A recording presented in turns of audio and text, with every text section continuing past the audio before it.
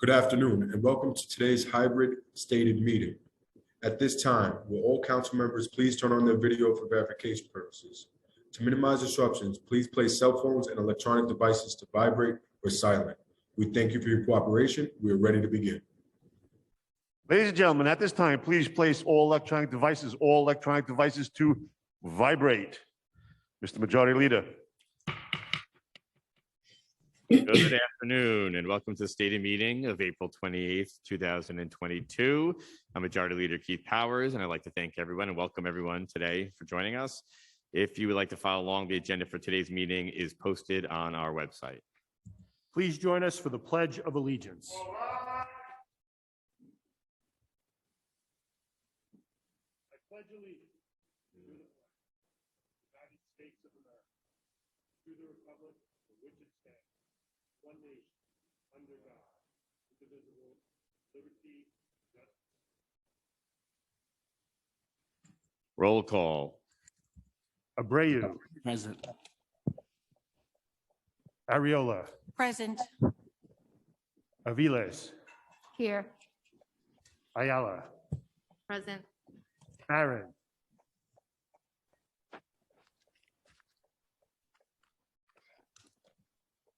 Botcher. Present. Did you say Barron?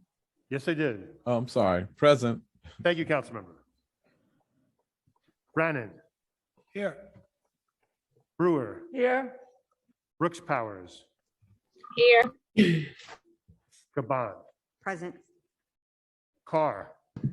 Present. De La Rosa. Here. Dinowitz. Here. Farias. Present. Felice. Here. Gennaro. Here. Gutierrez. Presente. Hanif. Here. Hanks. Present. Holden. Here. Hudson. Present. Joseph. Here. Kagan. Here. Krishnan. Here. Lee. Here. Lewis. Present. Marte. Here. Mealy. Present. Menon. Present. Moya. Present. Narcisse. Present. Nurse. Osei. Present. Palladino. Present. Wrestler. Yes, here. Richardson Jordan. Here. Riley. Present. Rivera. Present. Salamanca. Present. Sanchez. Present. Schulman. Here. Stevens. Here. Ung. Present. Velasquez. Present. Vernikoff. Present. Williams. Here. Juan. Present. Yeager. Here. Borelli. Present. Powers. Present. Speaker Adams. Present. Thank you. We'll now have today's invocation. We're joined here by Deacon James Anthony Bello of Holy Cross Church, which is located at 600 Soundview Avenue in the Bronx.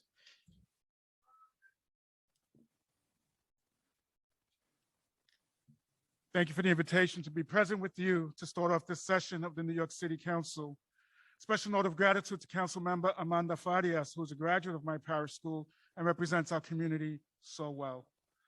Let us place ourselves in the presence of our Heavenly Father and those to whom we turn to for our spiritual strength. All power and glory belongs to you, Almighty God. We are grateful to be able to gather in your name.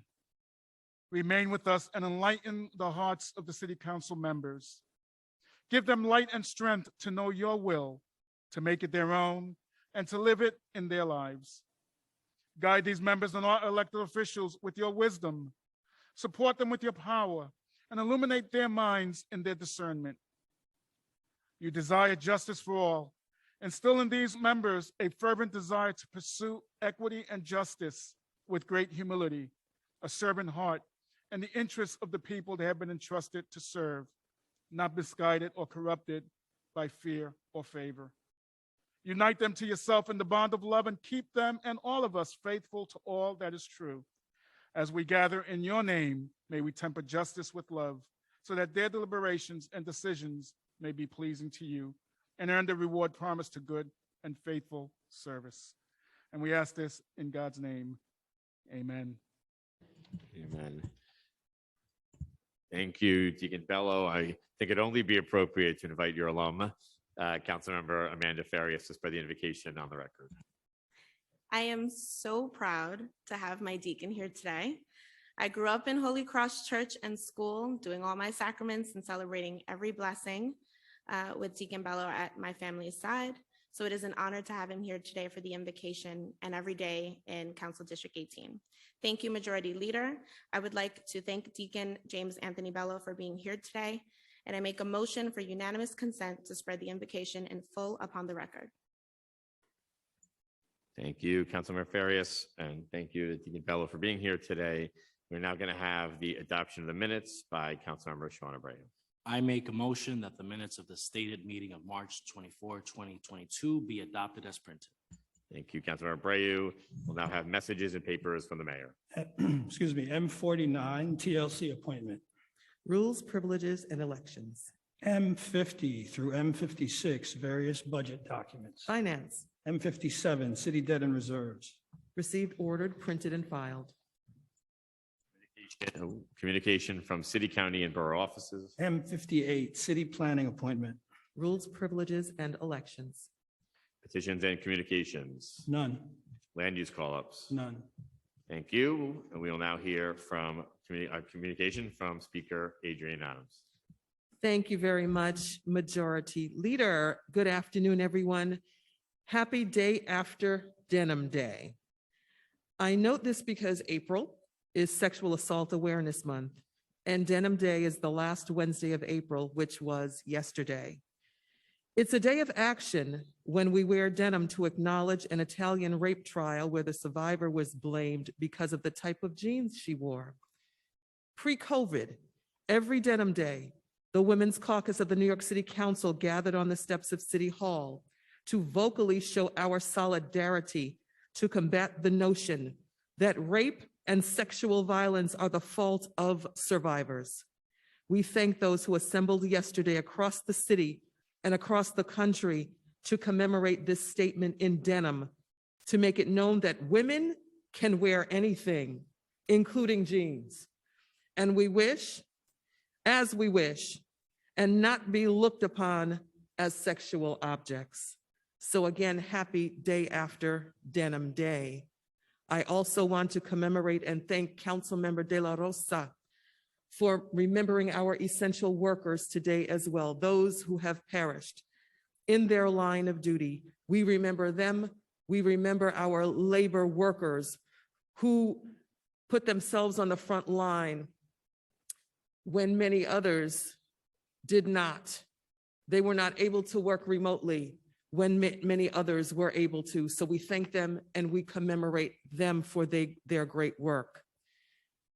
I hope you and your families had a peaceful Passover if you celebrate. And I hope you and your families had a happy Easter or Resurrection Sunday if you celebrate. And to all New Yorkers who are celebrating Ramadan, I hope you continue to enjoy this blessed season with your loved ones.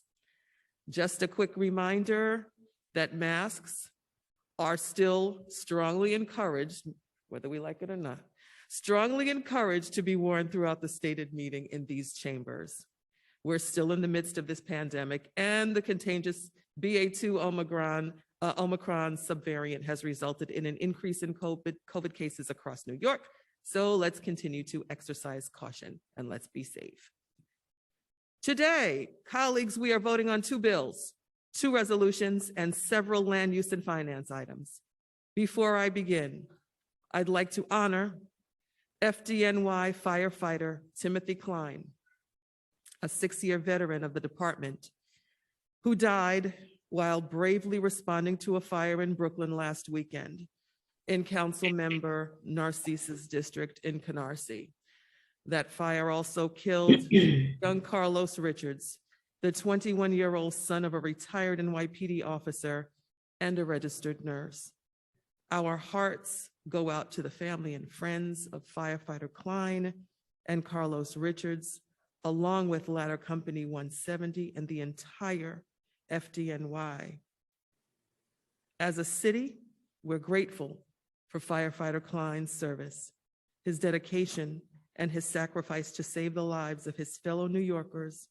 We know many other firefighters risked their lives that day and were also injured, and we wish them well, and we wish them a speedy recovery. May we all stand for a moment of silence to remember those who have lost their lives in the line of duty this week.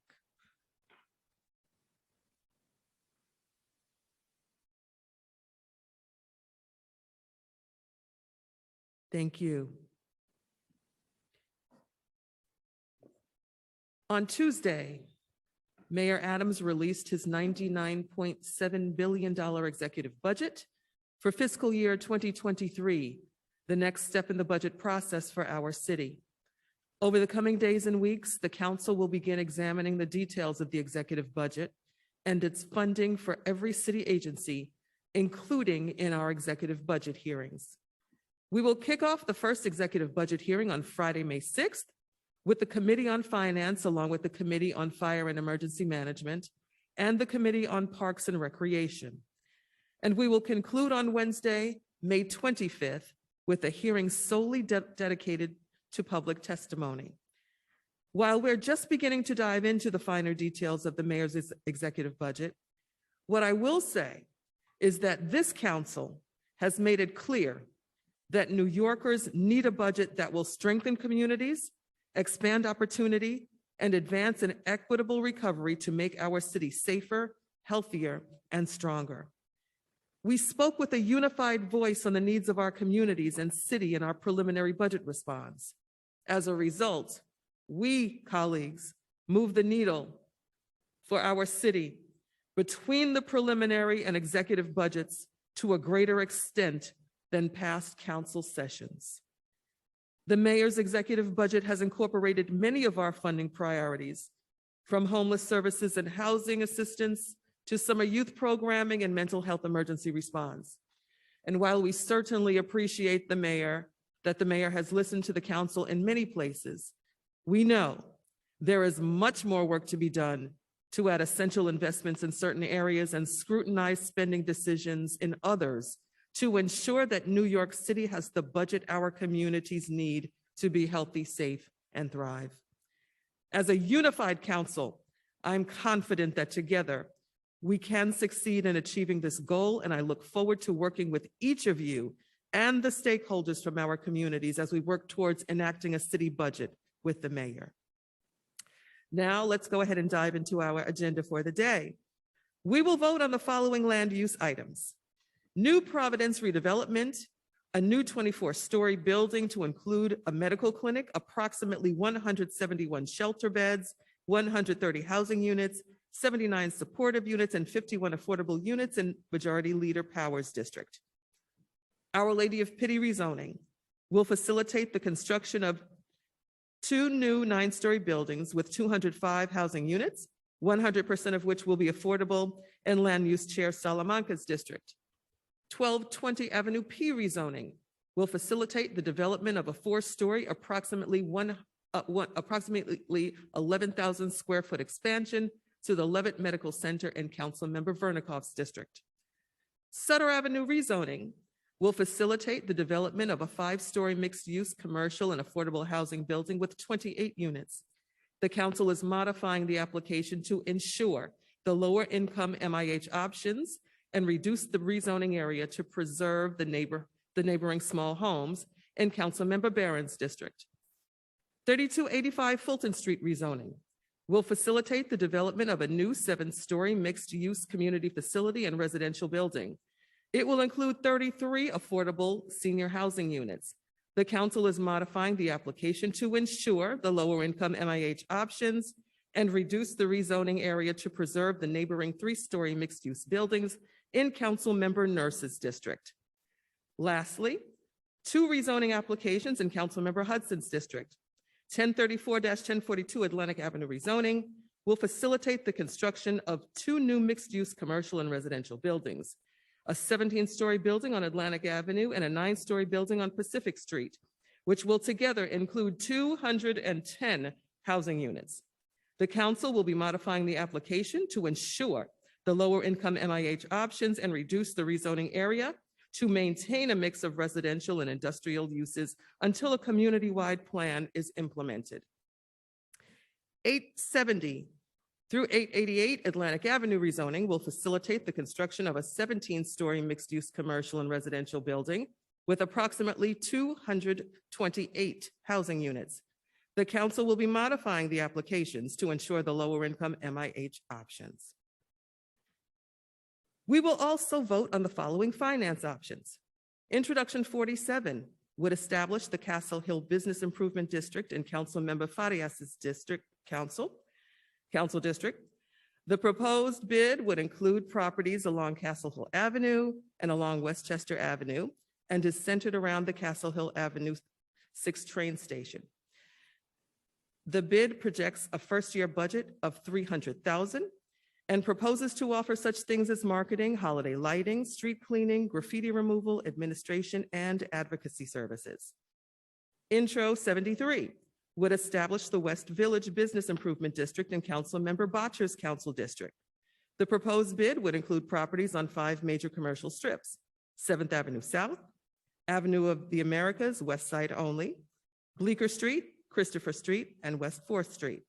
The bid projects a first-year budget of $600,000 and proposes to offer such things as marketing, holiday lighting, street cleaning, graffiti removal, administration, and advocacy services.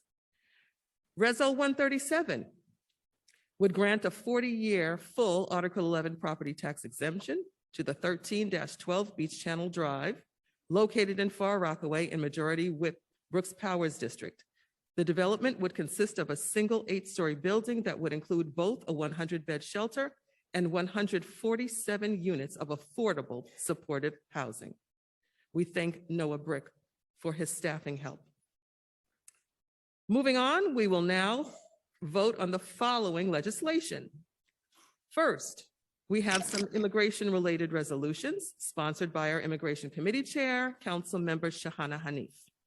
Resolution 84A calls for the passage of Coverage for All, which would create a state-funded essential plan for low-income individuals currently ineligible for insurance due to their immigration status. The state's essential plan has provided health coverage to almost 1 million enrollees at a savings to New Yorkers of $1.5 billion a year. However, it currently excludes many immigrants because of their immigration status. The state legislation, sponsored by Senator Gustavo Rivera and Assemblymember Richard Godfrey, would build upon the success of the essential plan by expanding coverage for healthcare services to individuals whose immigration status renders them ineligible for federal financial participation. Resolution 112 would call on the New York State Legislature to pass the New York for All Act, which broadly prohibits state and local officers from enforcing federal immigration laws, funneling people into ICE custody, and sharing information with federal immigration authorities. It also prohibits ICE and Customs and Border Protection, or CBP, from entering non-public areas of state and local property without a judicial warrant. The legislation ensures people in custody are given notice of their rights before being interviewed by ICE. And finally, this bill starts the process of limiting ICE and CBP access to state information databases. We thank our staff, Harbani Ahuja, JC Gunapti, and Jenny Florentine Kabor.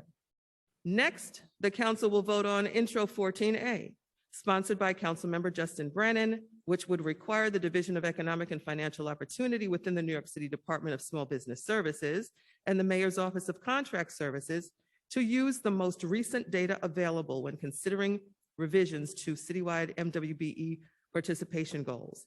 This bill would require the agencies to use more current data in conducting future disparity studies in order to evaluate the implementation and effectiveness of the MWBE program and direct efforts to increase the capacity of MWBEs. We thank our staff, Alex Polinoff, Leah Skripiak, Michelle Lee, and John Russell. Finally, the council will vote on Intro 134A, which would amend Local Law 32, also known as the Salary Transparency Law. Local Law 32 makes it an unlawful discriminatory practice to post to any job listing that does not include the minimum and maximum salary offered for the position. The purpose of that law was to bring more transparency to job seekers and help eliminate inherent bias in setting employee salaries. The law is scheduled to go into effect next month.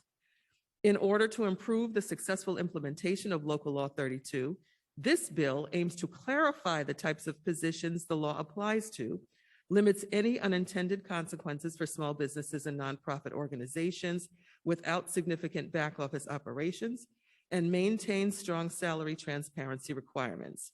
Intro 134A clarifies that the salary transparency law includes positions that are paid at an hourly wage, in addition to those with an annual salary.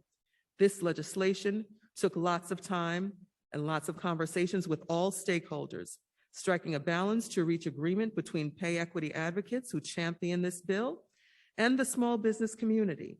It's an example of how the legislative process can and should work.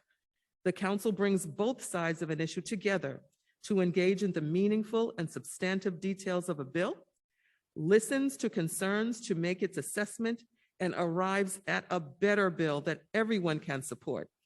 I sincerely applaud and am proud of Prime Sponsor and Civil and Human Rights Committee Chair, Natasha Williams, who led this process through hearings and many deliberations with stakeholders, as well as her co-prime sponsor, Council Member Justin Brennan. We thank you.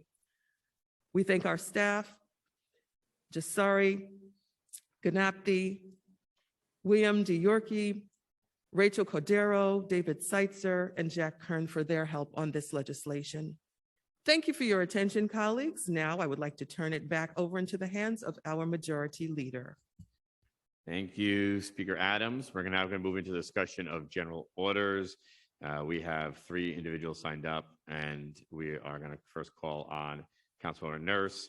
Because of a very long agenda on general discussion, we're going to try to keep everyone firmly to their 2 minutes. So just please keep an eye on the clock. We're going to start with Councilor Nurse and then go to Councilor Caban.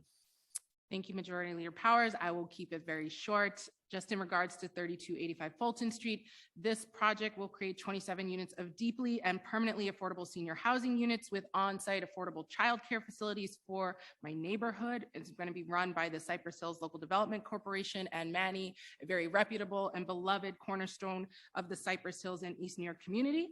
Rents will be as low as $589 a month and reach households below 40% of the AMI and a maximum of 50%. 30% of the units are set aside for formerly homeless households who will pay no more than 30% of their income towards rent. This was my first rezoning, and so I'm proud of what has been negotiated. The original proposal called for upzoning the entire block from R5 to R7A, but thank you to my team, Ryan Hickey from my team, folks from the Brooklyn Borough President's Office, Cypress Hills, and Manny, we were able to prevent that and keep most of the block at R5 with the exception of the project site and maybe a third into the next tax lot. Just as a reminder, East New York has already been upzoned, so we don't need any more of that market rate development, please and thank you. So with the support from this coalition, I'm very proud to present this proposal to you. I really ask for your support in voting aye. Thank you, Majority Leader. Thank you, Councilor Nurse. And for folks who are on Zoom, just please raise your hand if you are looking to speak now, or we'll look for hands later as well. We'll now go to Councilor Caban, followed by Councilor Palladino. Oh, I'm sorry. I think my remarks, I wanted to reserve them for general discussion post-voting, or? We have you signed up for that too, so we can wait. Okay, Thank you. thanks. We'll go to Councilmember Palladino, followed by Councilmember Hudson, and then Batra.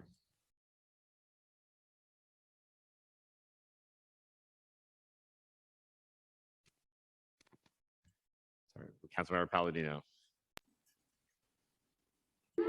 Good afternoon, everybody. How are you?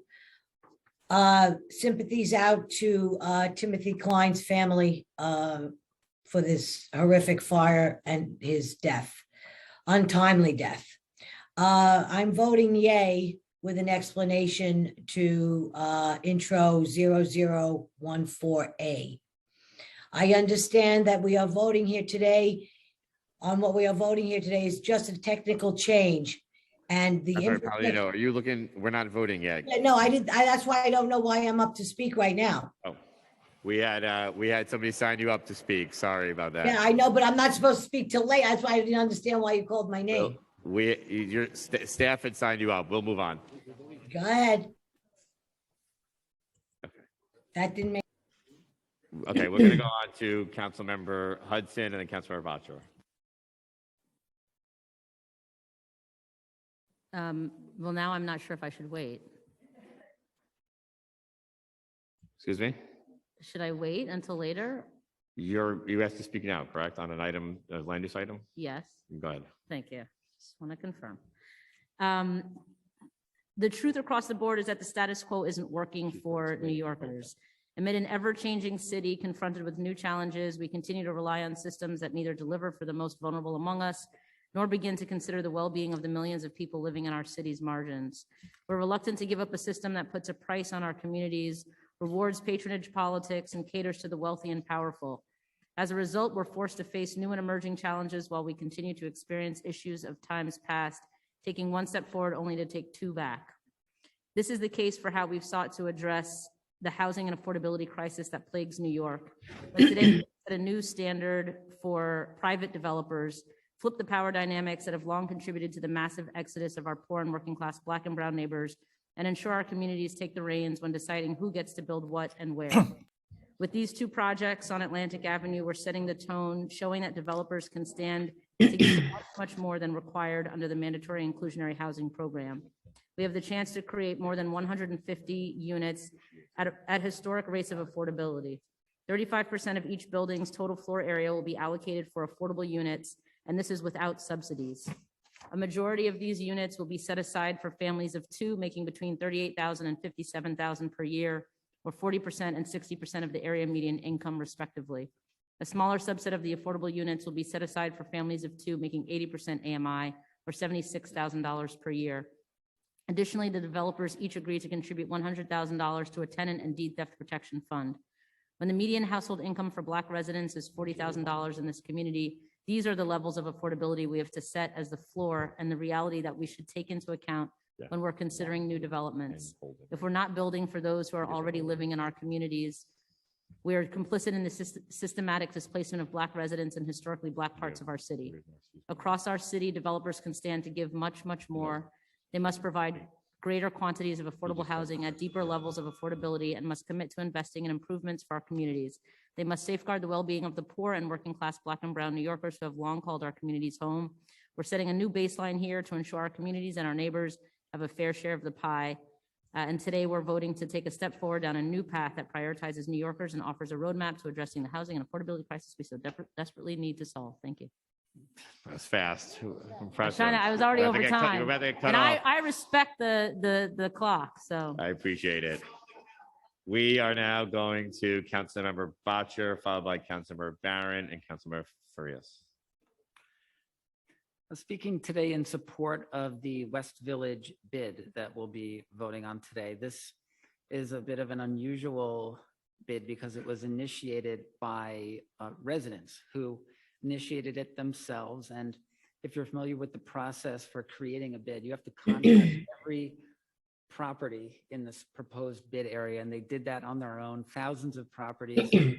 And years later, we've come to this point where they're ready to have a bid in that highly trafficked part of the village, highly visited part of the village. So I'm proud to support it. I want to thank Brooke Schooley and the 7th Avenue South Alliance and my staff, Patrice Comerford, Nicole Barth, Sean Coughlin, and Win Periasamy, and everyone who helped make this possible.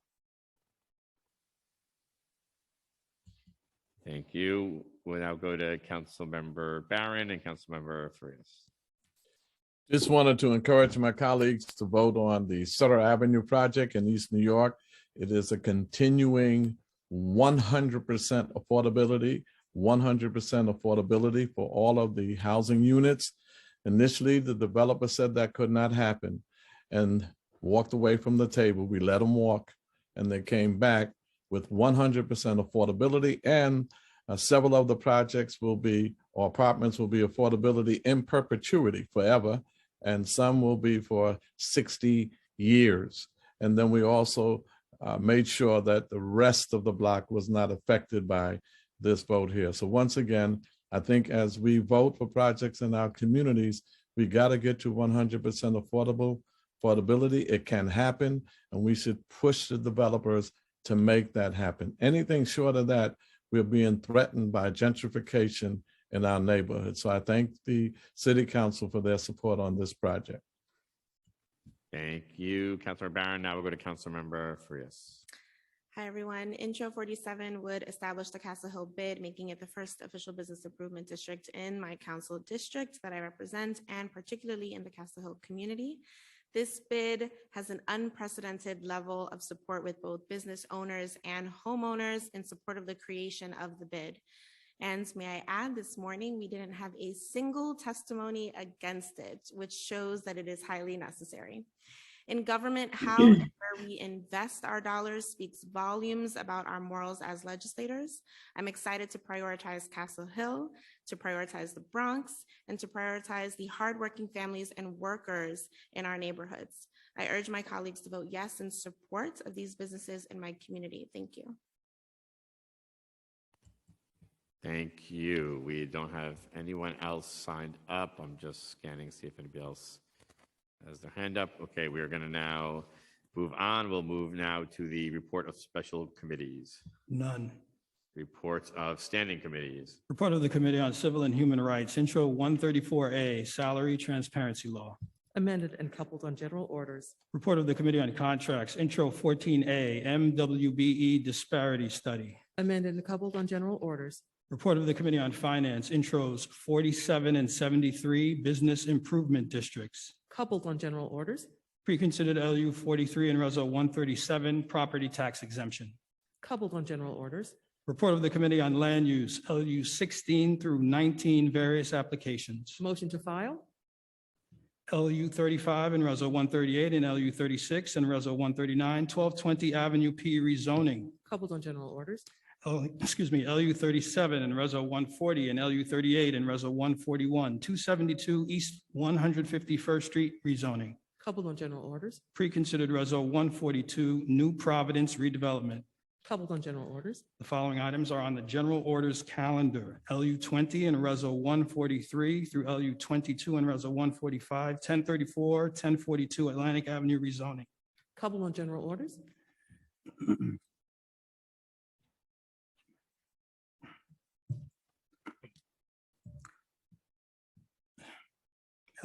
LU 23 and Reso 146 through LU 25 and Reso 148, 870, 888 Atlantic Avenue rezoning. Coupled on general orders. LU 29 and Reso 149 and LU 30 and Reso 150 Sutter Avenue rezoning. Coupled on general orders. LU 32 and Reso 151 and LU 33 and Reso 152, 3285 Fulton Street rezoning. Coupled on general orders. I would now ask that the clerk take a roll call vote on all of the items coupled on today's general orders calendar. Abreu. Aye. Ariola. Aye. Aviles. Aye. Ayala. Aye. Barron. May I be excused to explain my vote? Please go ahead. I vote no on LU 20 to 25 with the accompanying Reso 143 to 148, the Atlantic project, because 65% of it is market and only 35% is affordable. That's how we gradually gentrify our neighborhoods. I vote no on LU 18 and 19 for homeless shelters, 171 homeless beds with 130 affordable housing. We need permanent housing. These developers can do that. I vote no on LU 43 with accompanying Reso 138, Article 11. There's 100 homeless shelters and about 130-40 affordable housing. On that one, I want to commend the council member from that district for doing the best that she could to try to get it to the rate of affordability. But like my community, that community is oversaturated with shelters, and they're violating the Fair Share Act and displacing shelters in other places. We need permanent housing. So I vote no on those items and aye on all the rest. Thank you. Botcher. Aye or no? Brannan. Brewer. Brooks Powers.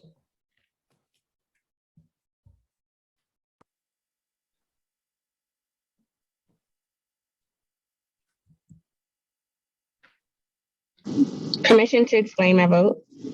Yep, go ahead. Thank you, Majority Leader. First, I'd like to acknowledge the tragic death of firefighter Timothy Klein, who died in the line of service fighting a fire in Canarsie on Sunday. Timothy was a lifelong resident of the Rockaways, growing up in Breezy Point and living in Bell Harbor, and the whole community feels his loss. I invite my colleagues to keep him and his family in our thoughts and prayers, and thanking him for his dedication he has shown to his fellow New Yorkers.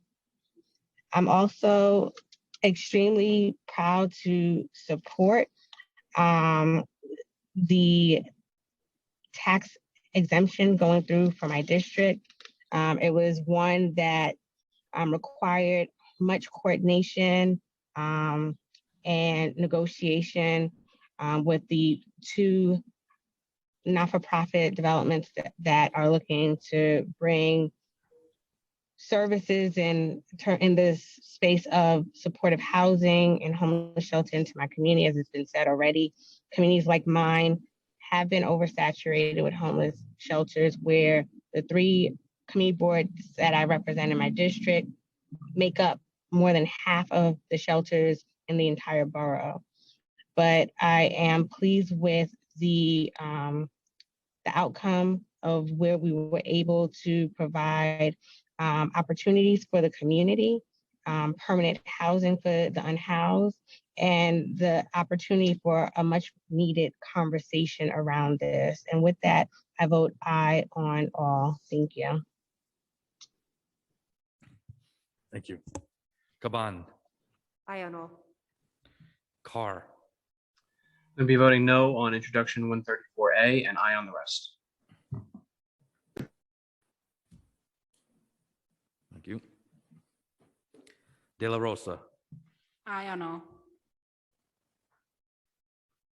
Dinowitz. Aye on all. Farias. I vote aye on all. Feliz. Aye. Gennaro.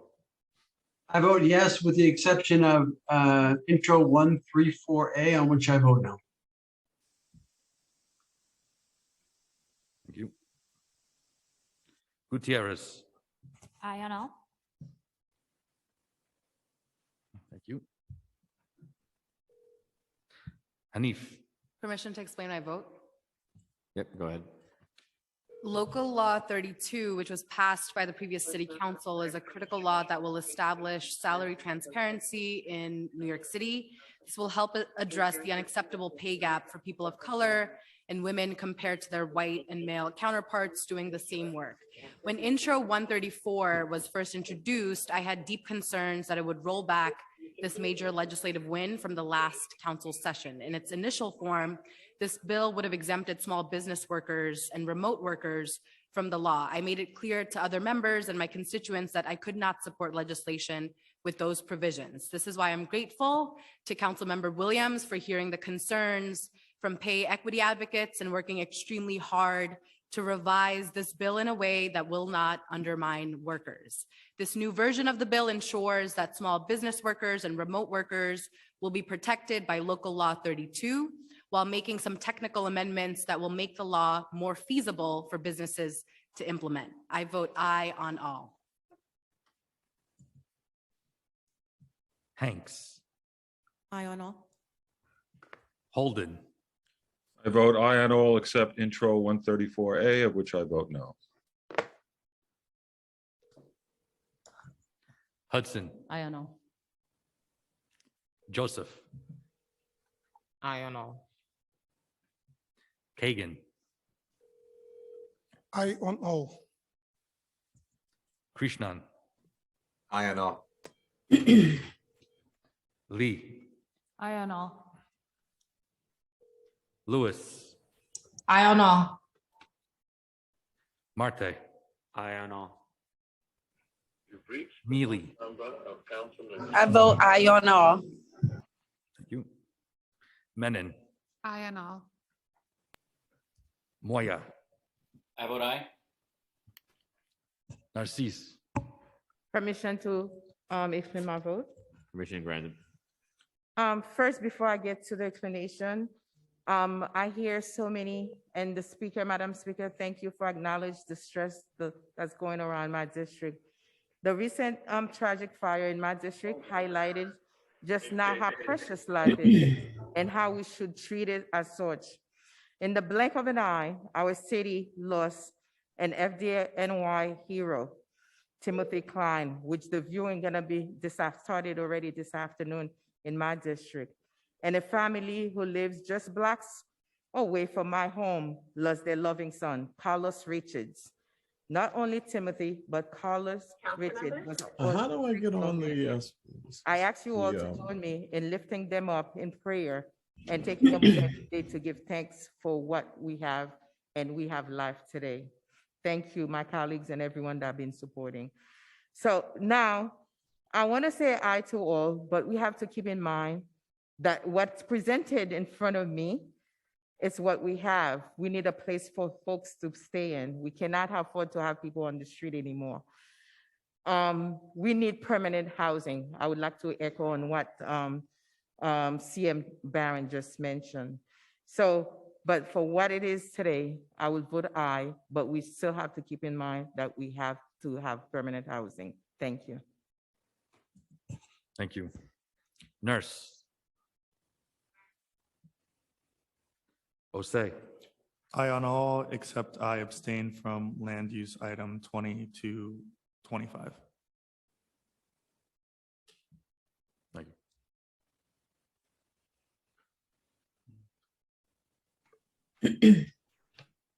Palladino, I vote no on 134A and aye on all the rest. thank you.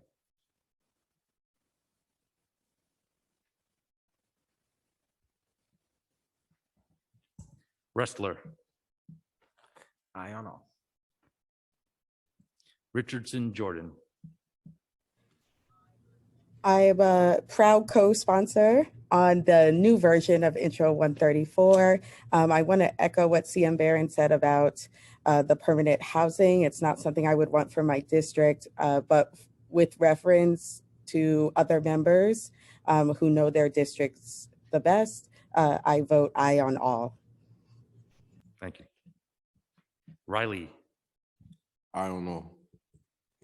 Rivera, I vote aye. Salamanca, Permission to explain my vote? Permission granted. Thank you. First, I just want to congratulate Councilmember Hudson on getting to the finish line with her project. It came down to the wire, but I know that the council member, she got more than what was required in terms of affordable housing in her community. And at an end result, she will also get a study, a neighborhood study, which that immediate community has been asking for. So congratulations to you, Councilmember Hudson. And I want to congratulate my two council members with new bids. I have two bids in my council district, and they worked wonders.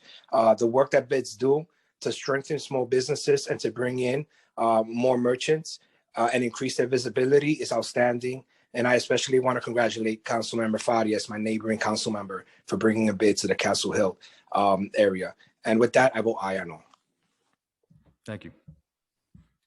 Sanchez, Aye on all.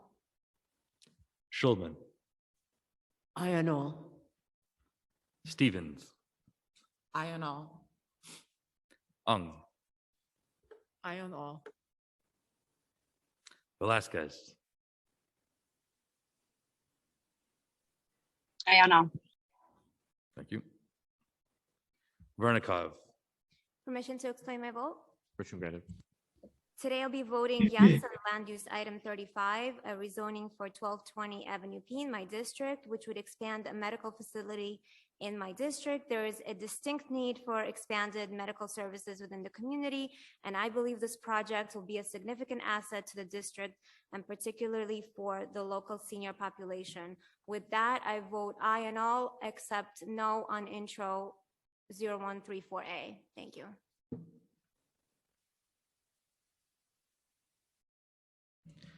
thank you. Williams, Permission to explain my vote. Yep. Permission I'm going to granted. go a little bit over my time, but today is a big day. This is not only my first piece of legislation, but an opportunity to expand on landmark measures which were critical to the fight in economic equity that we have fought so hard for. Of course, when working on actions like this as a natural born advocate, I truly believe that work like this cannot get done without walking lock in step with the community. After listening carefully to feedback from advocates and the business community on April 5th regarding Intro 134, an action which considers provisions for small business owners that may have not had the ability to carry out employee and salary actions in advance as their big business counterparts, we have worked to reach an end that reflects the needs of everyone. Mirroring the spirit of some of our champions around equal pay, including Reverend Addie Wyatt, Betty Dukes, Cangela Moore, my former community board member and confidant, and the queen of the Beehive, Beyonce, here are a few of the adjustments we have incorporated. We have clarified that jobs paid an hourly wage be subject to the salary transparency requirement, which was intended but not indicated in prior language. We have also removed general notices that state employees can hire without reference to a particular position. We ensured that nearly all virtual jobs performed in New York City or for New York City employee can be covered under the bill. Lastly, we have worked to keep an extension to allow for viable time for small businesses and the agency charged with enforcing to be in compliance with this new law. With this expansive work we are carrying out to strengthen our pay equity measures, here are a few things I want us all to keep in mind. Research included with our Power Her advocates show that women earn approximately $10,157 less than their male counterparts annually. According to the New York City Commission on Gender Equity, in New York City, a white woman earns 84 cents for every dollar a white man earns, while a Hispanic woman working full-time earns 46 cents, an African woman earns 55 cents, and an Asian woman earns about 63 cents. We are now living in 2022, and thinking about these statistics is rather startling. But it is my hope that this body will continue to refine measures to break down barriers like this and ensure that everyone has a seat at the table when it comes to pay equity. As a Black woman and the sponsor of this bill, equal pay is vital, and ensuring that we get this right is equally important. I have always advocated for women, communities of color, and the most marginalized throughout my career. In the words of one of our nation's most recognized MC duos, I'm not new to this, I'm true to this. My commitment to this work has led me to champion How do you wrap up? myriad issues of women. And last but not least, thank you so much to Speaker Adams and my staff, Everton and Ashley. I also want to acknowledge, I'm sorry, this is important, committee staff, Council J. Suri, William, Jack, Jeremy, Jeff Baker, and Rachel, and David, because without them, this would not be possible. Finally, to our pay equity advocates and business advocates, Councilman Williams, thank you. please wrap up. Thank you. I'm done. We have a very long agenda today.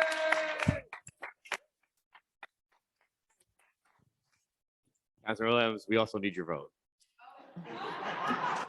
You were like laying the smackdown, Majority Leader. I was like, oh my God. I proudly vote aye on all. Thank you. Congratulations on now this time. I said it last time, your first bill. Thank you. Councilmember Juan, Aye on all. Yeager, May I be excused to explain my vote? You are excused to explain your vote. Thank you, Mr. President. I appreciate very much the efforts by some of my colleagues to pass legislation here today, and I don't want to be a downer on the round of applause, but I will vote no on 134 for the same reason that I voted no on it in the last session of the council. It is fundamentally unconstitutional. Government cannot compel speech. No matter how good we think the result of that compelling of the speech would be, we still need to have a substantial interest tied directly to the goal that we're trying to achieve. This will simply require additional words in an advertisement, and it won't do what I believe we think it will do to create pay equity. And without that direct attachment from the act of this body to the result that it is intended, it's an unconstitutional compelling of speech. This violates the First Amendment, and that's why I voted no in the last session. I'm voting no in this session as well. I will also vote no on intros 47 and 73. Not going to make a whole big spiel about it, but as I've said in the past, I appreciate very much the work of my colleagues to bring services into their districts where they are desperately needed, because the streets are dirty, because the services are not coming from the government. The people who live there, the people who own businesses there, are paying for those services. So if we're going to create a bid, and the bid is going to do assessments on those property owners ought to receive a credit back on the property taxes that they're paying for the services they're not receiving, which the bid is there to give now. And for that reason, simply because I cannot raise taxes on people, I just can't do it right now in the city, I'm going to vote no on 47 and 73 as well. Thank you very much, Mr. President, and aye on all the rest. Thank you, Mr. President. thank you. Borelli, Aye on all except 134A. Powers, Aye on all. Speaker Adams, Aye on all.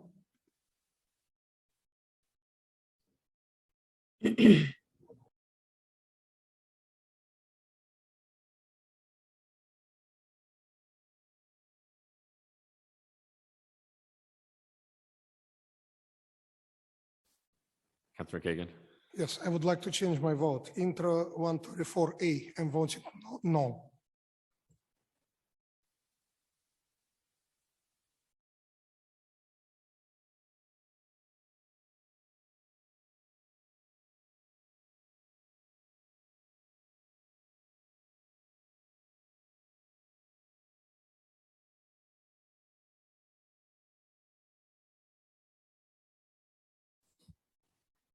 All items on today's general order calendar are adopted by a vote of 51 in the affirmative, 0 negative, and 0 abstentions, with the exception of land use items 18 and 19, with 50 in the affirmative, 1 in the negative, 0 abstentions, land use 20 through 25 and accompanying resolutions with 49 in the affirmative, 1 negative, and 1 abstention.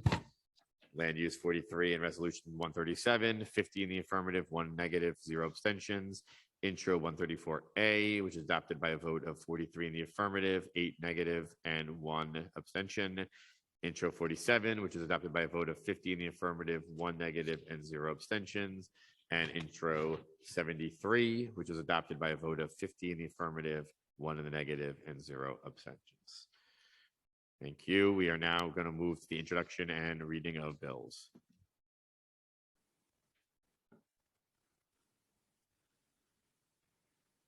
All bills have been referred to committees as indicated on today's agenda. Thank you, Madam Speaker. We'll now move into discussion of resolutions. We have 2 members signed up on today's resolutions that we're voting on. We first will hear from Councilmember Hanif.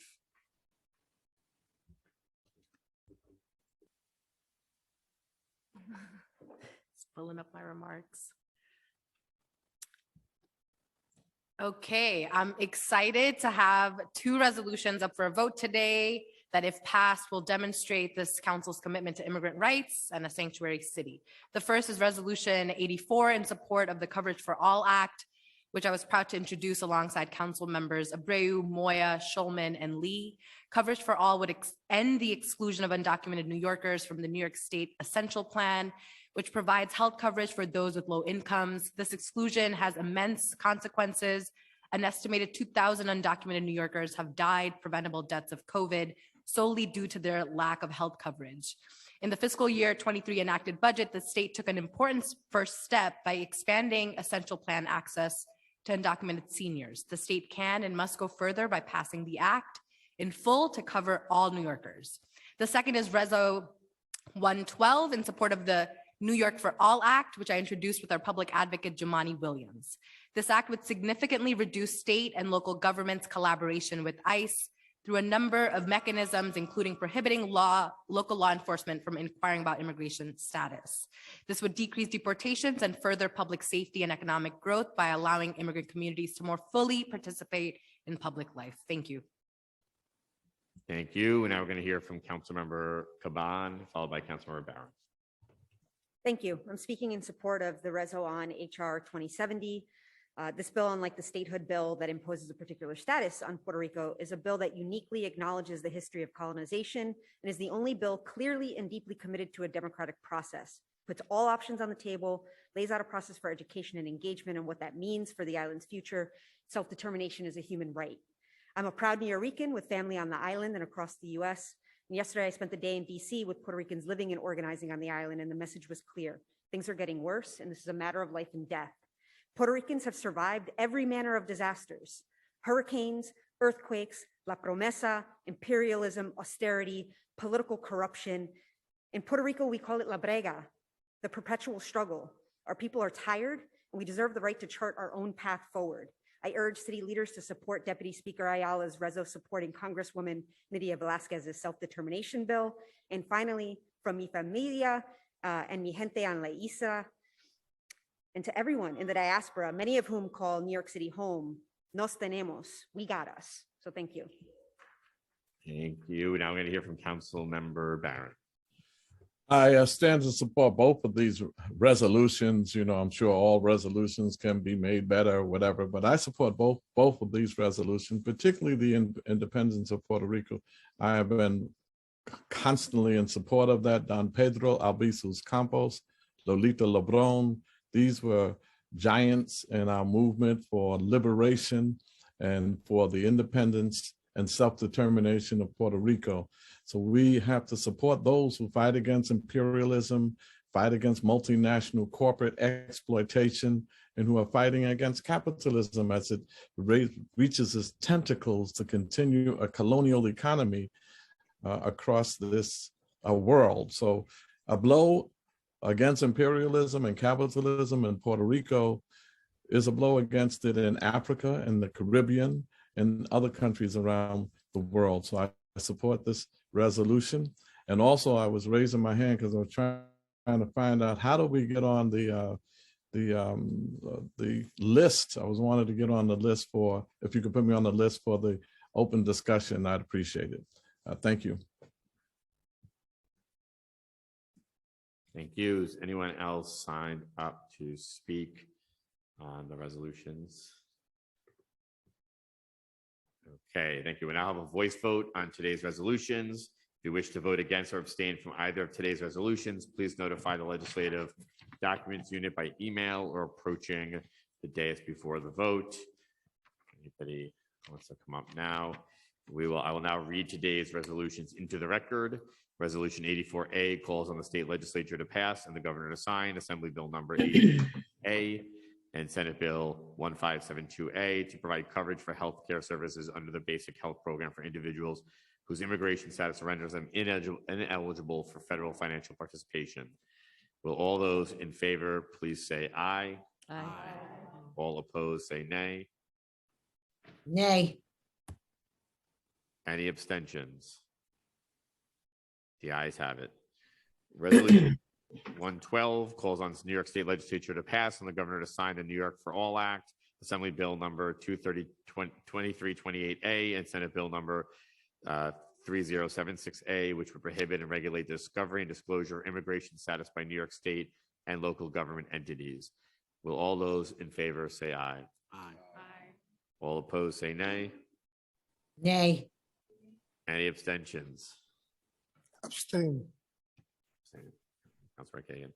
The ayes have it. We are now going to move into general discussion. Before we do that, I just want to note we have almost 25 people signed up today for general discussion.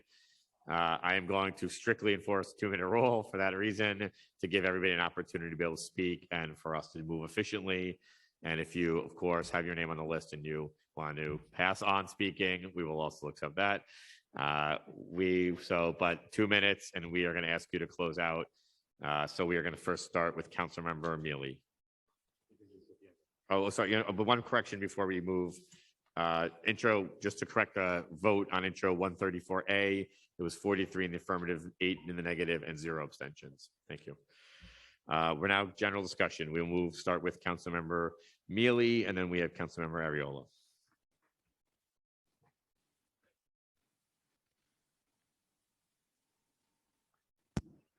Councilmember Mealy.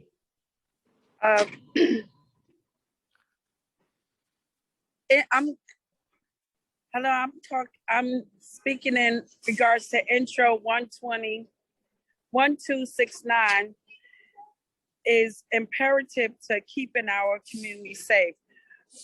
With new planned closed units and I'm sorry, I'm not feeling too well, so I will pass. Thank you. But I ask everyone to sign on to intro 1269. Thank you. Thank you. We like that efficiency, Councilmember. We'll now go to Councilmember Ariola, followed by Councilmember Gutierrez. Thank you, Majority Leader Powers. I'd also like to take a moment to honor firefighter Timothy Klein, who is a constituent of mine, and to give my condolences to my colleague, Councilmember Narcisse, for the loss of her constituent, Carlos Richards. We have a very tragic tie that binds us. I'd also like to just make mention of that this is Holocaust Remembrance Day and that we should never forget. Today, I'm going to speak about Intro 210, which I'm co-prime sponsoring with my colleague, Majority Whip and Council Member in the 31st Council District, Selvina Brooks Powers. For decades, the waters around New York City were viewed by many as little more than a dumping ground, clogged with derelict vessels and littered with debris. Our waterways, and Jamaica Bay in particular, were transformed into floating junkyards where unscrupulous boat owners would abandon their property without fear of repercussion. In recent years, thanks to the hard work and dedication of groups like the Jamaica Bay Eco Watchers and the American Littoral Society, many others, we've begun to see a renaissance on our waters. Water quality is better than it has been at any point in living memory. Marine life is returning, and the residents and visitors alike are able to engage with our bays and rivers in ways previously thought impossible. This bill would seek to build upon this rebirth of New York's waterways and ensure that we can continue moving forward to make this city a better, cleaner place for us to enjoy. This bill would create a brand new Office of Marine Debris Disposal and Vessel Surrendering, which would be responsible for coordinating cleanup efforts across the city, removing abandoned boats and marine debris from our beaches and shorelines. Additionally, this office would develop programs to encourage boat owners to dispose of their vessels responsibly through city programs rather than abandon them as they had in the past. I ask my colleagues to support and sign on to this bill so that our waterways can continue its ecological renaissance. Thank you. Thank you, Councilmember. Councilmember Gutierrez, Councilmember De La Rosa, and just remember we had 2 minutes. Thanks. Thank you, Majority Leader. I'm excited to introduce my first pieces of legislation today. Finally, amen. As a new mom, I'm excited to move the work forward in improving New York City for mothers and caregivers and strengthening educational opportunities for children through these bills in coordination with council members, Councilmember Julie Wan, who's here, and Mom-to-be, Councilmember Pirina Sanchez. Intro 242 would establish a Marshall Plan for Moms Task Force to develop and issue recommendations on how to support working mothers and caregivers. It's always been difficult to be a working mom, but particularly in light of issues that have become more acute during the pandemic. It's critical to create a new framework of support as we enter a new normal, both in the workplace and in our daily lives. Intro 241 will provide public school students with mobile hotspot devices, as we saw throughout the past 2 years, years. The digital divide is a huge barrier for students throughout the 5 boroughs, and their ability to join classes remotely and do schoolwork hinges on their access to internet connectivity. Guaranteeing mobile hotspots to public school students would enable more opportunities for learning and begin to address the disparities in educational attainment in our city. With a minute to spare, finally, I'm introducing Intro 240 to enable 311 to be able to update complaint types and more accurately categorize the more than 40 million customer contacts that 311 receives annually. As the city agency with their finger on the pulse of what is occurring throughout each community, the kinds of complaints received evolve over the years, and this bill would require 311 to incorporate those changes. I would be honored to have you join me as a sponsor on all of these bills. Muchas gracias. Very good. We'll go to Councilmember. Thank you. Okay. We'll go to Councilmember De La Rosa, followed by Councilmember Williams, and then Councilmember Riley.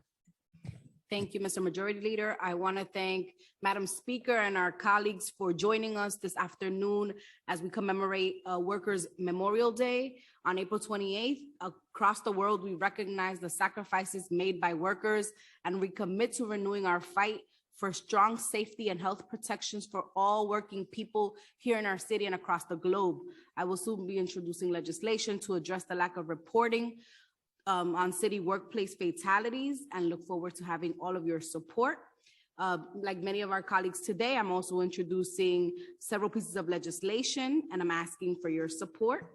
The first, Intro 231, is a local law that I'm introducing with Borough President Mark Levine that calls for the creation of a residential parking permit in Northern Manhattan. The issues of parking are often controversial. Many local residents who have made the decision to own a vehicle have historically complained about the lack of street parking available to them, and others have argued for the reduction and reliance on personal use vehicles and call for investment in our transportation alternatives. This legislation takes into account both of these realities with a pilot that will generate needed revenue that can be invested right back into our city's street infrastructure. The second, Intro 232, jointly with Councilmember Farias, establishes a task force to study gender pay disparity and economic self-sufficiency among the labor force in New York City. We must work hard to eliminate the gender pay gap once and for all, and this task force will review the labor force in all its sectors to determine the best methods to measure the gender pay disparity across our city. And then finally, we have Resolution 131, which calls on Wendy's to join the Fair Food Program, which supports farm workers in the working in fast food corporations by addressing issues of unfair wages, abusive work conditions, and access to breaks and safe transportation to work. Many individuals that work in the fields are immigrants that ensure that the food we eat is safe. And we're asking Wendy's to join other corporations in the Fair Food Program so that these workers can have dignity. Thank you so much. Thank you. And I was going to Councilmember Williams, Councilmember Riley, Councilmember Joseph. I'll be brief in the light of time. I don't want to be cut off again by the majority leader. But as chair of the Civil and Human Rights Committee and council member of District 27, I am always working to ensure that we look at the issues before the council through an equity lens, and that includes the cannabis industry. I have so many thoughts surrounding this, but we cannot talk about this amazing step without talking about the hurt and harm impacted by communities. So with that, I would like to thank the bill's prime sponsor, Councilmember Kevin Riley, for introducing this critical piece of legislation, and look forward to seeing it passed. Very, very impressive, Councilmember. No, just kidding. Thank you. We'll now go to Councilmember Riley, I think, speaking on the same bill. Thank you, Councilmember Williams, for the alley-oop. The legalization of cannabis in New York State has the potential to make New York City a key leader in the cannabis industry. Welcoming cannabis to New York City creates an opportunity to encourage vital and economic recovery, secure job opportunities, and create successful businesses. It is evident that the industry has the ability to expand our economic recovery as it has in other major cities throughout the country. Today, I'm proud to lead with Council members Williams, Stevens, Farias, and Nurse to reintroduce Intro 285, which would establish a New York City Office of Cannabis Business Services. Not only would this bill be a key factor in expanding outreach and participation to create a successful cannabis economy for our city, this office is centered in securing equitable resources and supportive services to communities of color who have long been targeted while others have thrived in this industry. An Office of Cannabis Business Services will align with the state's cannabis agenda to serve the people of the local level. With the commitment from Mayor Adams to provide significant investments to make New York City the nation's most equitable cannabis industry, this piece of legislation will support the vision. I'm also introducing Reso 135. Many New York families rely on safe transport of our school buses to guide our children to and from school. Securing their safety is always top priority, and updating legislation that calls to enhance those efforts should be an easy decision.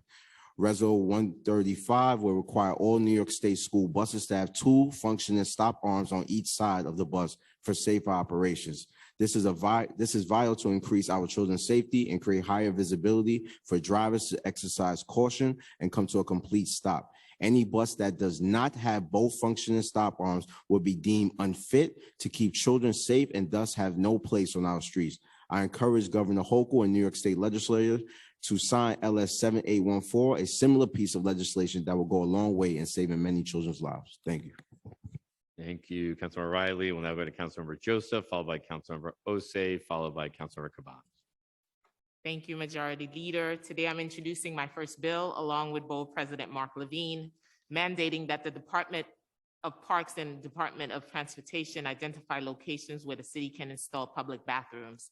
Introduction 258 would specifically require these 2 agencies to find public bathroom sites in every zip code across the 5 boroughs. We need more than 1 per zip code, but this is certainly a step in the right direction. The lack of public restrooms hurt everyone. I'm sure every single person can think of a time when they were stranded and had to search for a business that had a bathroom they can use. When we don't have public bathrooms, we smell human waste in public parks, in our subway stations, in our neighborhoods. No one wants to see that. We can prevent this by providing public bathrooms that the city will clean and maintain for everyone. Everyone needs a safe place to use the restroom. This will improve the quality of life for every New Yorker. It will keep our neighborhoods clean and sanitary. It is good for business. It just makes sense. I hope that my colleagues will consider signing on to this bill. Thank you. Thank you. We're going to go to Councilmember Osei, followed by Councilmember Caban. Thank you, Majority Leader. Today I will be introducing 3 pieces of legislation. The first bill, Intro 278, which I introduce on behalf of Brooklyn Borough President Antonio Reynoso, takes on a plight that too many New Yorkers know too well: package theft. It will require all new residential developments to have a secure delivery storage room. Decades ago, thieves declared open season on our lobbies. Every day, 90,000 packages are stolen in the city, depriving our neighbors of everything from prescriptions to Christmas presents. The COVID surge in home deliveries assigns greater urgency to the issue. It's time to act. The second bill, Intro 276, one I'm co-priming with Councilmember Aviles, Bacher, and Narcisse, will require the Department of Homeless Services to provide trainings on cultural sensitivity, de-escalation tactics, and trauma-informed approaches for their staff and public-facing contractors. Requiring these trainings will ensure that those who serve the unhoused do so with respect and care. Homelessness is trauma. In serving those who face it, we must prioritize the universal human right to dignity. And finally, the third bill, Intro 277, one I am co-priming with Councilmember Althea Stevens, is deeply personal to me. It will prohibit the use of the NYPD's Strategic Response Group to respond to protests. Prior to entering the council, I organized with the Black Lives Matter movement. We marched and fought for safety, justice, and dignity for Black folks in New York City and beyond. Although our right to assemble and protest is protected by the United States Constitution, my fellow organizers and I were met with fleets of militarized NYPD forces on the streets, who beat and brutalized peaceful protesters while trampling on our nation's founding document. The summer of 2020 proved once and for all that the manner in which the SRG exists and operates cannot continue.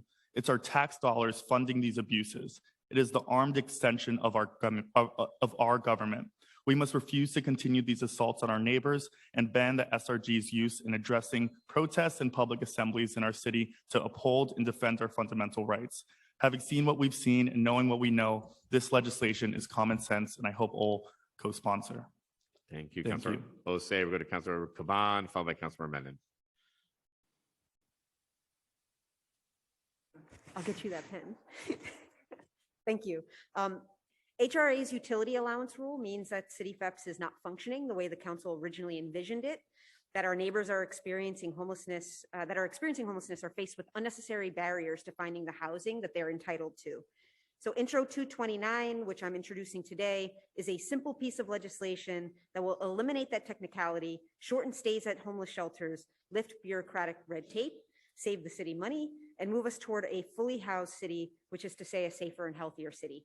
I want to thank my colleague, Deputy Speaker Ayala, for her partnership on this vital rule change, and I urge all of my colleagues to sign on as co-sponsors. Thank you.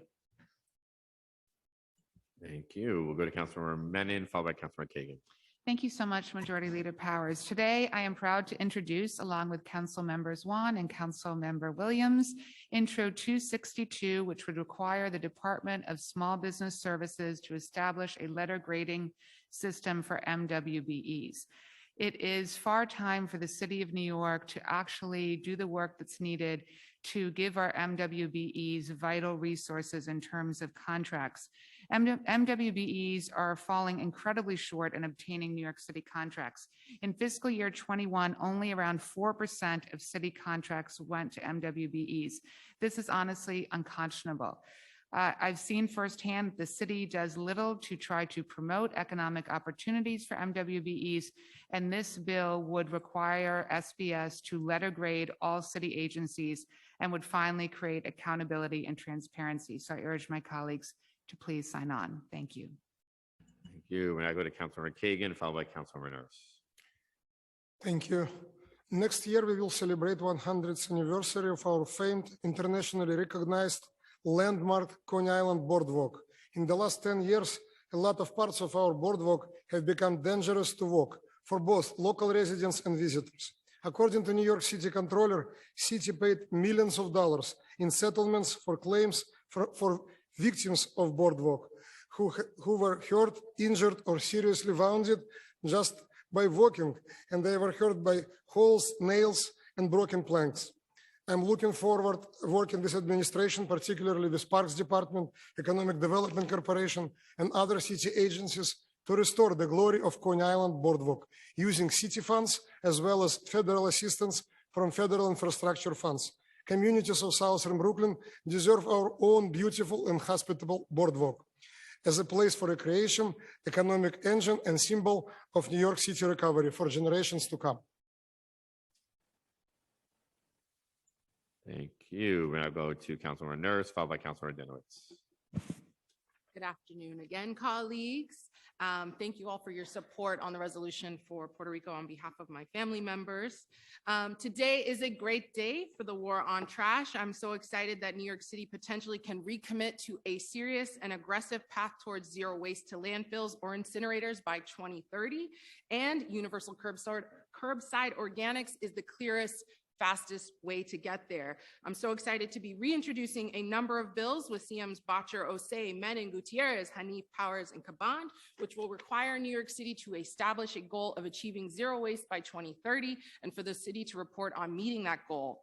I'm also so proud to stand with my dear colleague Hanif and other members as a co-prime on universal curbside organics for every neighborhood in New York City.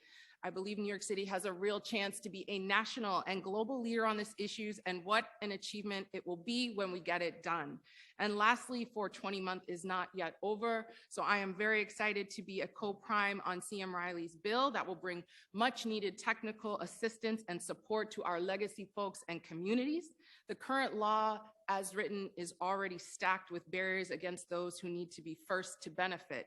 So we need to urgently get our legacy folks up to date, equipped, and prepared to benefit first from this new law. So thank you.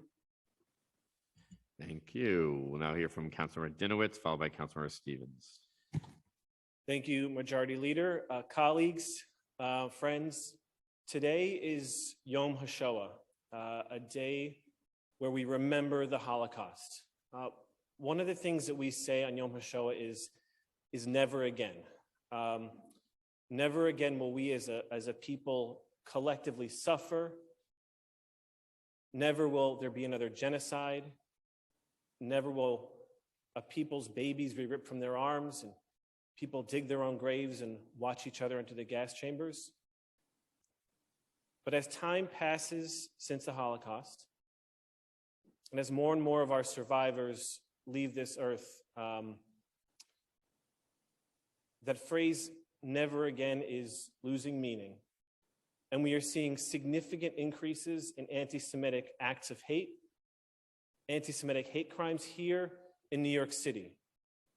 ADL just released a report 2 days ago. Wiesenthal Center released a report today. Violence against our Jewish brothers and sisters is up over 200% since last year. Harassment in K through 12 schools is up over 100% in the past year. This is our city. This is the city where my wife and I are raising our boys who are descendants of survivors. So as time moves on, and as we see this increase in hate, there is a heavy burden, I think, upon all of us to make sure that when we say never again, we mean it. And I implore you all, there are two things we can all do. One is to speak out. Anytime there's an act, anytime you could be an ally, don't be silent, because there is no such thing as an innocent bystander. And the second, I would ask that you use your platform, your time, your energy, your resources to ensure that all of our communities, all of our schools are educated in history and the history of the Holocaust.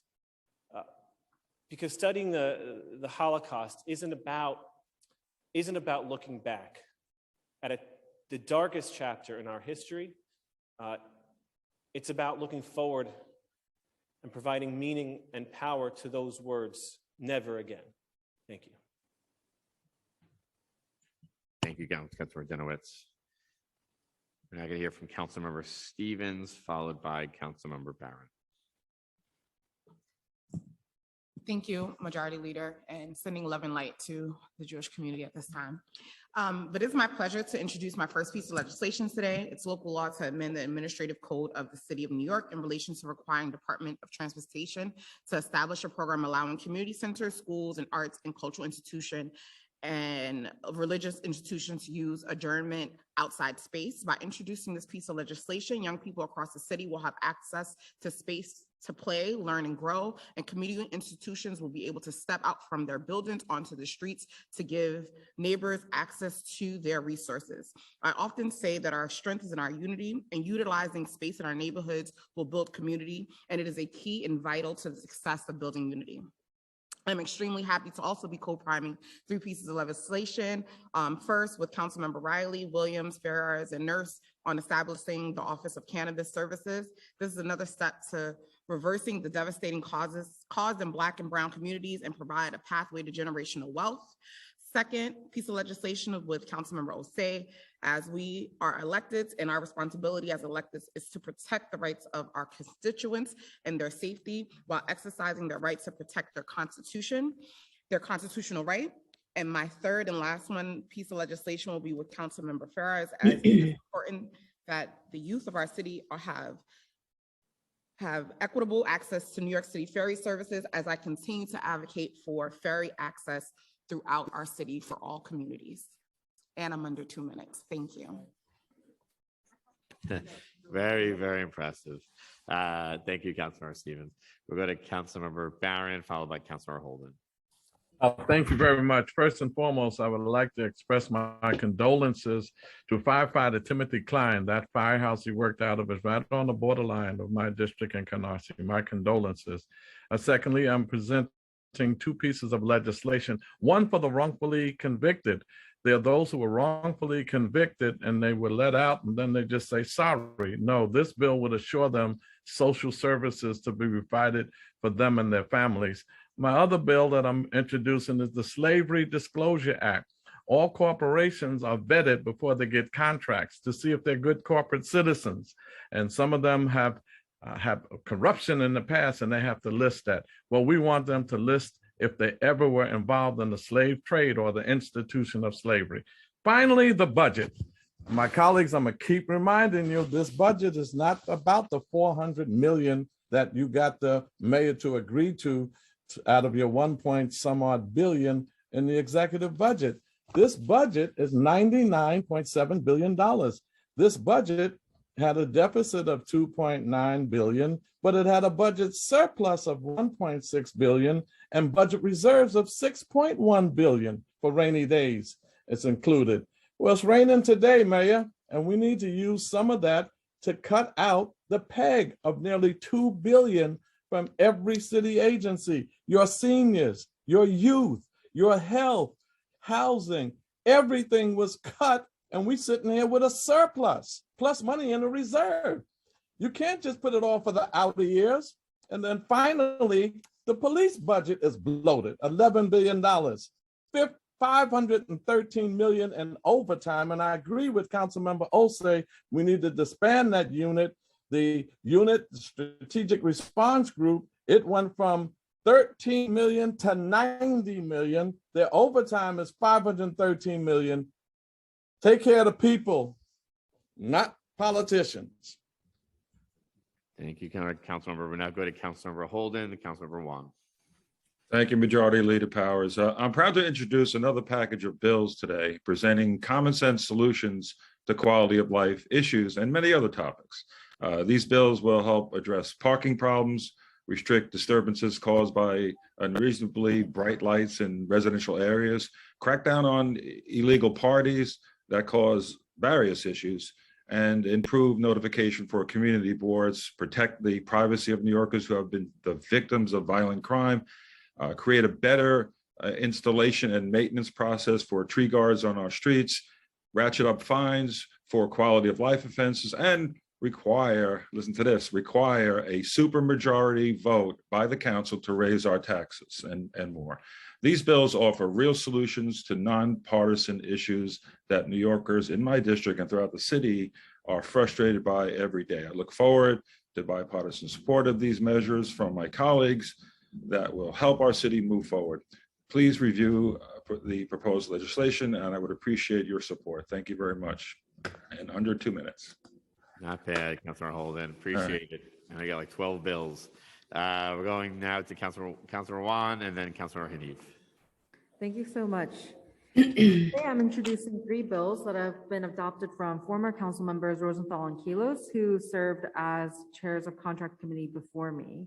I'm grateful for their work, and I will continue to focus on transparency and accountability for our city contracts. Intro 299 would add an option to question the passport questionnaire, asking prospective city vendors to voluntarily disclose the gender and race of their directors and senior executives. This data would help us understand who leads the organizations who we work with to execute our city's goals, and helps us work towards more equity in the organizations that we contract with. Intro 300 would require a commissioner of investigation to appoint a special inspector to monitor the emergency procurement contracts entered into the city's response of COVID-19. This is really important because we saw that during COVID-19 that the contracts that were given did not have a lot of qualifications or a lot of things that we were using to make sure that our city taxpayer dollars were going to use. So we want to make sure that we're holding bad actors accountable and learning how to move forward with more responsibility.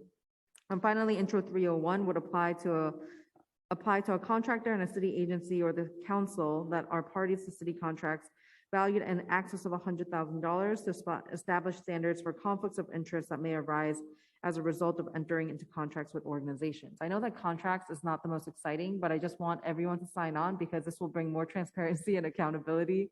So I urge my colleagues to sign on. And I am really excited today to be here as a co-prime sponsor for bringing back and making it mandatory for curbside composting with Councilmember Hanif. So I hope that you will support us on that as well. Thank you so much.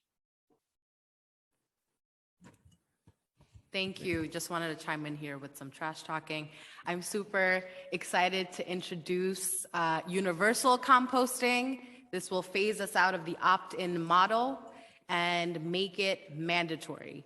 It's a public utility, and I hope that we're going to get there. I urge my colleagues to not be rubbish and to sign on to this exciting piece of legislation, Intro 244. Thank you to the 11 co-sponsors, including Speaker Adams. I appreciate you all for moving us in the direction that we absolutely must and urgently should move towards a greener, sustainable New York City, an environmentally just, one that undoes environmental racism. And I'd like to make a pitch for Intros 281, the CORE Act, sponsored by Councilmember Powers, which would expand compost drop-off services and sites. And then, of course, Intro 274 by Councilmember Nurse, for us to adequately achieve our zero waste goals in New York City by 2030. Thank you all so much. Thank you, and I appreciate your trash puns today. Appreciate that. We'll now go to Councilmember Brewer, followed by Councilmember Rivera. Thank you very much. I do want to congratulate Councilmember Williams on the wage legislation, and certainly everybody who's working on curbside organics pickup. It does need to be mandatory. We tried it before otherwise, and I think the only way to go is mandatory. And I too read names this morning at the Holocaust Remembrance Day.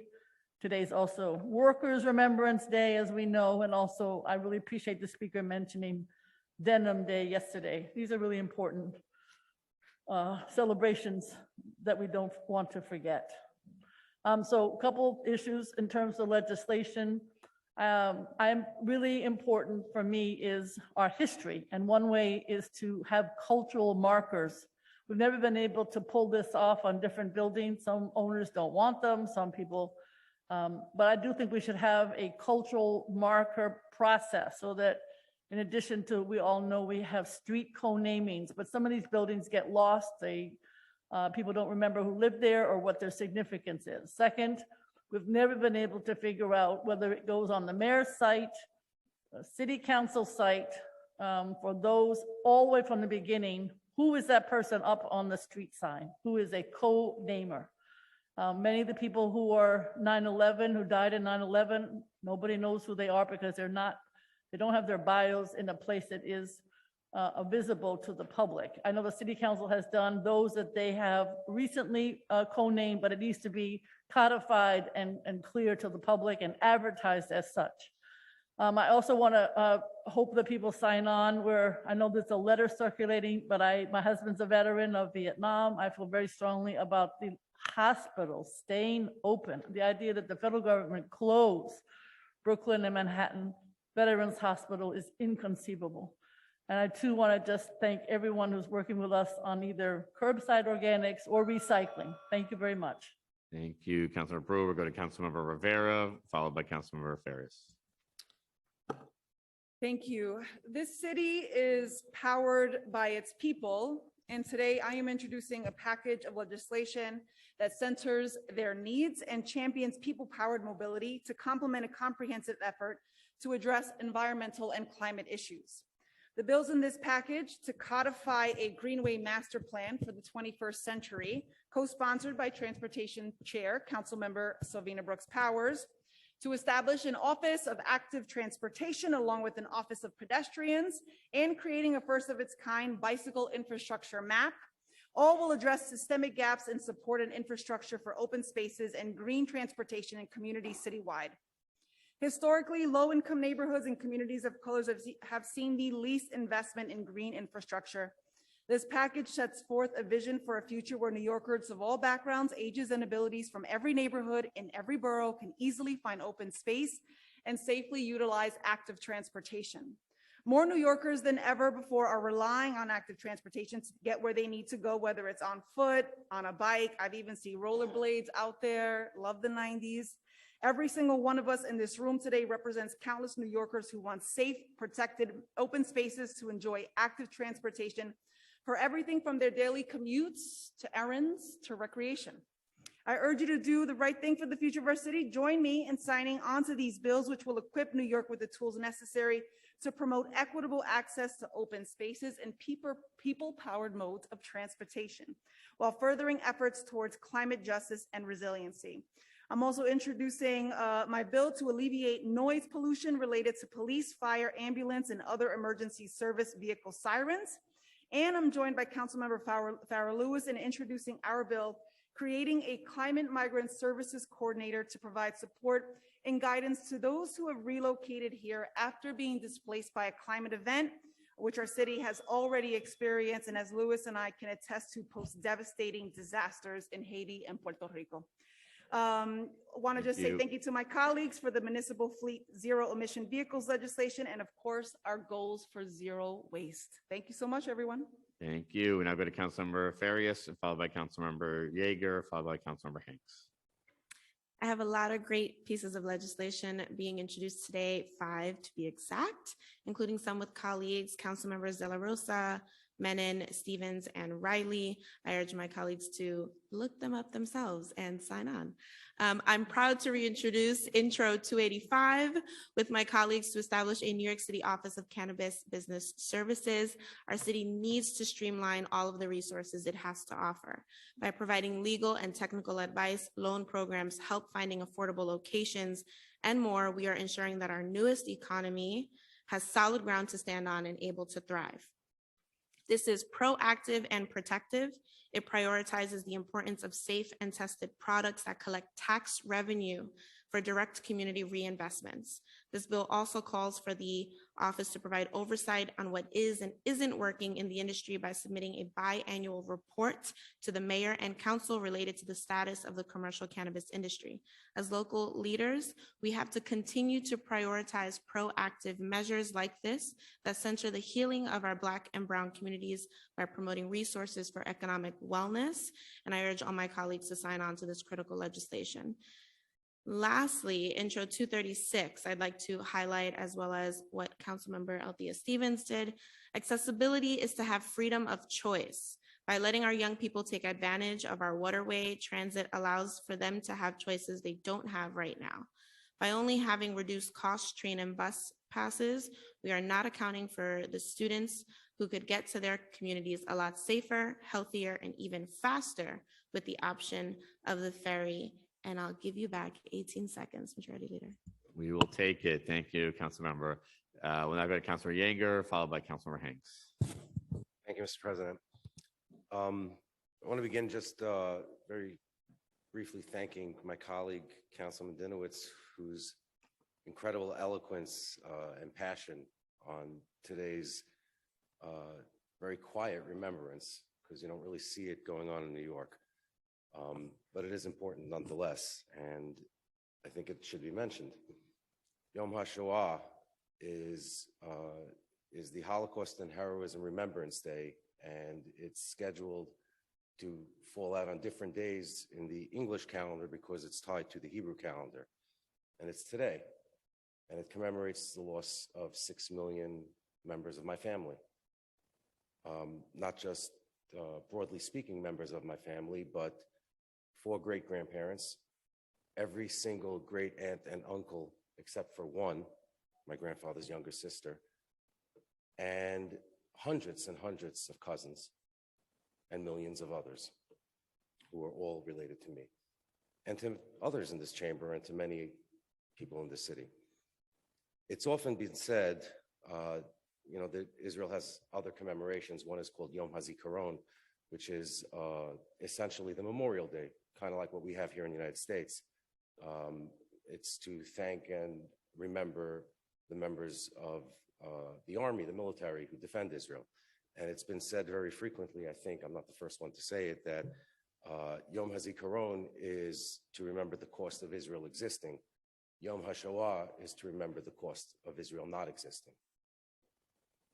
My grandfather was able to make his way to what had not yet been called Israel in modern times, although had been called Israel for thousands of years before his parents were taken away and killed, his siblings were taken away and killed. My other grandfather was able to make his way through Europe, over to Russia, onto a boat to make his way to Japan and into China, where he was able to live out the war before finding out that his family was all killed.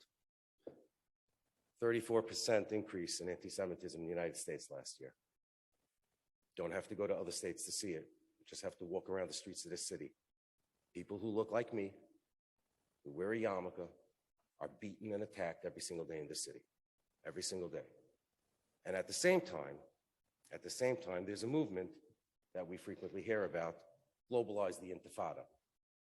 It's just fancy language for globalized killing Jews. Not a word is said in public about it. I've talked on this floor before in the last session about the responsibility that those of us in government and those of us in the military, Mr. President, I ask for additional time, thank you,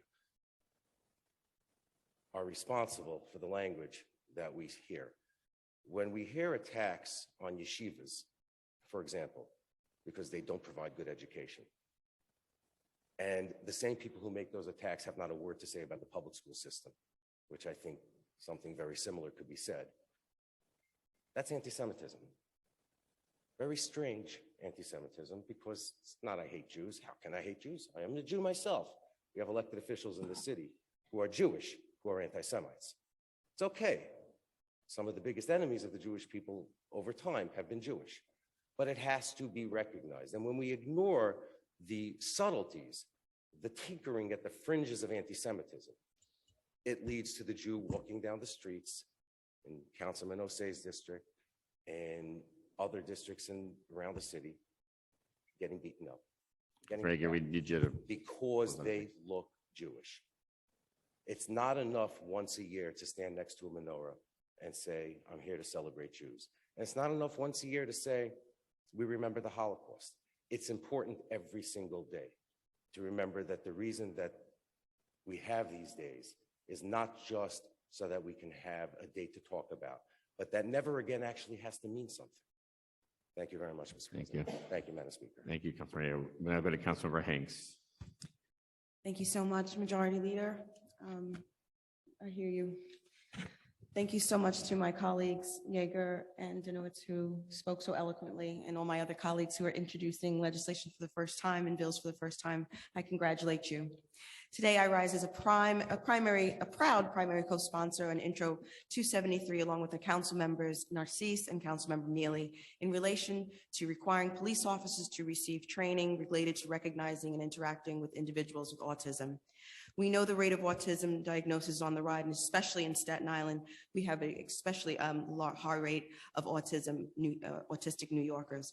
Many of us, including myself, have members, friends, and neighbors and colleagues who are autistic, and it is a priority of mine to ensure the safety and the well-being of these individuals. I look forward to working with my colleagues, NYPD, and our community-based organization to ensure the NYPD training provides tools to maximize safety and respect for all autistic New Yorkers, as well as our police officers. I also would like to shout out and take a moment to congratulate Amazon Labor Union, led by Union President and fellow Staten Islander and friend Chris Smalls, for its tremendous victory in being the first in the nation to unionize at Amazon. The Amazon Labor Union put Staten Island on the map as a labor pioneer, and I could not be more proud. Thank you so much. Thank you, Councilmember. That is the last person signed up. Are there any other hands or any other people signed up? Councilmember Narcisse, raise your hand. Thank you. Thank you, Madam Speaker and Leader. I rise to ask my colleagues to join me in supporting 3 introductions, which I believe will benefit the people of New York City and make our city a safer and more equitable place for all. Study shows approximately, like just my colleague mentioned, it's difficult in New York City. 1 out of 5 young adults with autism will interact with the police officer before the age of 21. Community services, including interaction with police, are essential at times for New Yorkers and families with autism. When a parent, caretaker, or person with autism requires police help, we should not have to be concerned that their call for help could lead to a situation where their own lives could be placed in danger from the officers sent to help. Therefore, along with Councilwoman Hanks and Milley, I have sponsored Intro 273, requiring police officers to receive training related to recognizing and interacting with individuals with autism. I believe this will be a great benefit to autistic New Yorkers, but also NYPD officers will now be better educated and equipped on how to deal with individuals with autism. If we want to stop the revolving door in our jails, we must endeavor to nurture a correctional system that truly corrects the previous wrong done by this incarcerated individual and provide them with services needed to get back on the right track and help them stay out of jail, and be productive citizens. That is why, along with Public Advocate Jomani Williams, I have sponsored Intro 284 to place social workers in city correctional facilities. I believe having these advocates working with incarcerated New Yorkers will help reduce the rate of recidivism and support the mental and emotional well-being of incarcerated people while preparing them for release. So this is important. I won't take any further, and I'm proud to be co-sponsor 276 with Councilman Osei. Thank you for the opportunity. Thank you, Councilmember. Seeing no one, Councilmember Marte. I'll keep this short. This Sunday, there'll be 32,000 New Yorkers cycling through the streets across the 5 boroughs with the 5-borough bike tour. And so if you're not joining us on Sunday, go outside, cheer them on, because this is the future and motto that we shall all want in this city, one that prioritizes pedestrian and bikes, then vehicles and traffic. And so it's going to be a sunny day. So go out with some pots and pans and cheer on your New Yorkers as they ride for 40 miles. Thank you. Thank you, Councilor Marte. With that, I'm now going to call on Speaker Adrian Adams to close out today's stated meeting. Guys, please let us finish. Thanks.